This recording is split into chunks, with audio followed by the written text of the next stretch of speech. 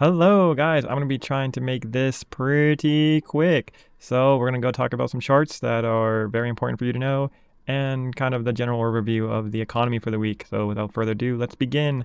The CNN Fear and Greed Index, we are in greed territory still. The market momentum indicator is at extreme greed. Like this is really crazy high, so be super careful with that. The stock price strength is also at greed, so be careful. This is where, once again, you want to be probably taking some profits off right now. If you're taking profits, just take some off the table. All right, on the MMRI, we are actually dropping in market risk, believe it or not. So that's good. We're definitely way off extremes, and we're kind of sitting in the middle of high risk, which is good. Onto the S&P 500 heat map right here. This is for 1 week. We did good this whole week. Mostly everything's in the green. The Google didn't do all that well. Some semiconductors didn't do well, but Nvidia was already really overbought. So yes, Walmart didn't do that good either. We're going to talk about Walmart very, very soon. All right, so moving on to charts. So UNG, this right here might be my favorite play actually right now because it's so oversold. It's at 23, 24.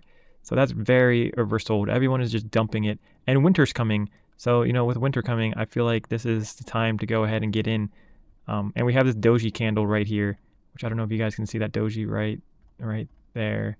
Yeah, it's really crazy how it's right there. That doji candle right there. Yeah. So that doji candle indicates a change in direction. And we also have this gap right here that we need to fill.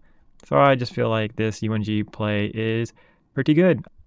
Or it's very oversold. Right here on the RSI, you can see the MACD hasn't been this low for a long time. So I want to say since April. So it hasn't been this oversold since April. So it's really oversold. So we should be seeing a bump up, hopefully. So I guess we'll see if we get that bump up. Maybe sell a put at like $5, if you really want to be safe.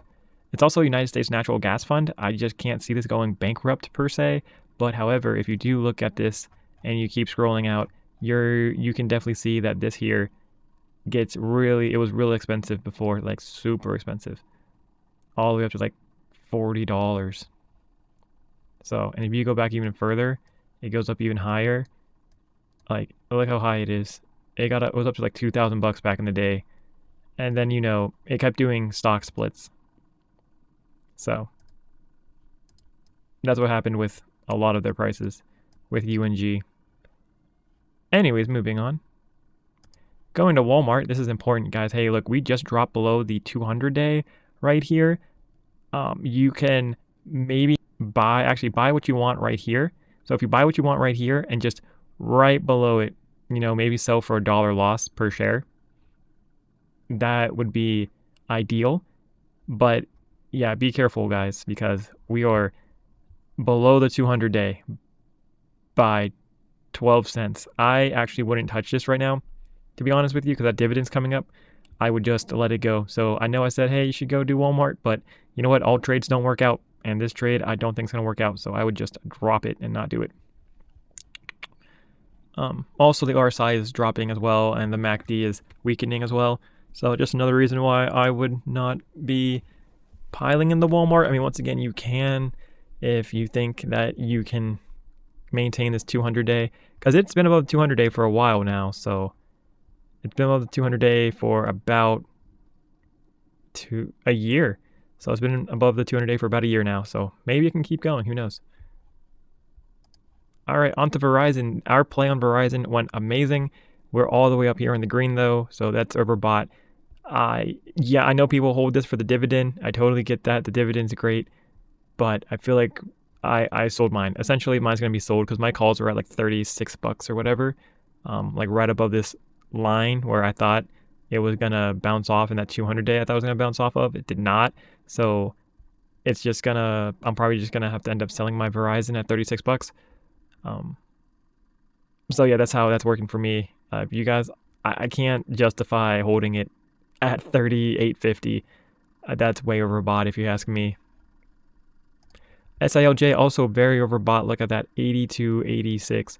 I mean, it's probably going to go and retest this 200-day before moving up to where we're predicting it's supposed to go up to 1250. So, because we're trying, that triangle pattern should play out here soon. But we're just overbought, like very overbought on the RSI. Not too much on the MACD, but yes.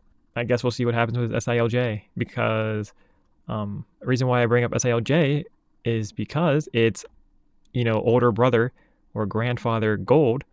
Gold just made new all-time highs. It broke all-time new highs. It's at 2090, which is awesome, but we're way overbought as well. So, you know, I don't know. I'd be kind of careful of gold miners right now if I were you, because I feel like this is going to come down and maybe hit the 20 EMA before going back up and breaking this one more time. So I would expect a pullback if I were you guys. That's what I'm expecting. So yes. And on to cryptos. This is not altcoin season yet. We're at 41, but just so you guys know, we're not at altcoin season yet. So for Cronos, literally we're just making flag patterns here. Triangle pattern here, flag pattern. We're waiting for this right here to play out, this triangle pattern, flag pattern, so we can go ahead and hit 15 cents. All right, guys, also a news alert.